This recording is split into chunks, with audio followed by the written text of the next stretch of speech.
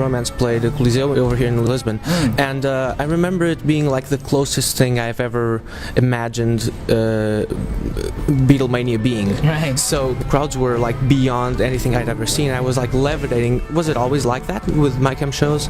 Once MCR hit a certain level, it was always like that. It was, and I think any band that hits that point with a young audience, it's. I don't think that experience is any different from any band that's ever struck a chord with the youth like that. Like, I think it was exactly the same for the Beatles as it was for Menudo or I don't think it changes. I think it's just as jarring and or One Direction now. Or One Direction or any of those bands. I think it's exactly the same. It's very jarring. It's very hard to understand. But there aren't that many bands, I mean, that go through that, I guess. I guess not.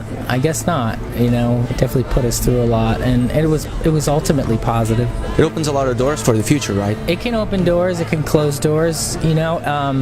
Once you achieve that with a youthful audience, it closes other doors for you, you know, that may had been opened luckily the Beatles are probably the only band that ever beat it. They were the only band to ever appeal to a young audience and then all of a sudden be making really artsy music that was enjoyed by grown-ups. It's very hard to make that shift. I guess Robbie Williams did that.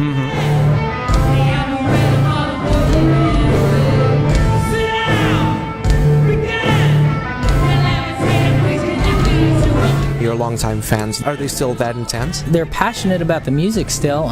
My Chem was one of those bands which was able to speak to an older audience as well. And now as a solo artist, I'm able to speak to some longtime fans of MCR and an older audience. And but the longtime fans, they feel like they're just happy to be watching art. They're very artistic. That's the best way to describe when I think of an MCR fan or a fan of my music or somebody that's a long-term fan. They're all expressive, and they're all either writers or artists or they just have a job that they enjoy creativity through or something. Some of them are just vets. Some of them just deal with animals. Like they're all very positive people, though. Awesome. That must be really cool to have, like, to see your fans being cool people. Yes, right? It is very cool to see your fans being cool people. Like when you meet your favorite artists and they're also cool people. It's the same, right? It actually is. That's the first time I've ever heard that. But it is almost as important. It is as important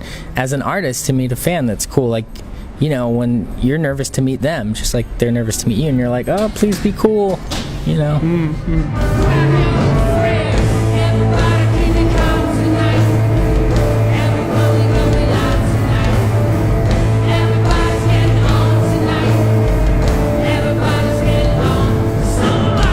Hesitant alien, what is the alien hesitant about? It obviously refers to me being very hesitant in the public eye in terms of showing. I think, once you're in a band and you're just a group of guys and you're like a gang, and then all of a sudden you get very big, you're forced into these situations that feel very alien to you, and like things like the red carpet and being on some shows on MTV that were like geared towards very young kids, and that kind of happened all over the world to us while being this very aggressive band. And it never really goes away, does it? I don't. Feeling, I mean. No, it doesn't. The feeling doesn't go away. Like, one of the few places I feel like normal or at home is on stage or in my own home. I don't really feel normal in airports or in the streets or anything. My record, all the reviews have been very positive. And sometimes in a positive review, you can learn something about yourself. This one writer had written about my record, and I learned about all these influences I didn't know I had, so that was kind of cool. That's a new way of getting to know new music, I guess. Right, yeah, through reviews of your album.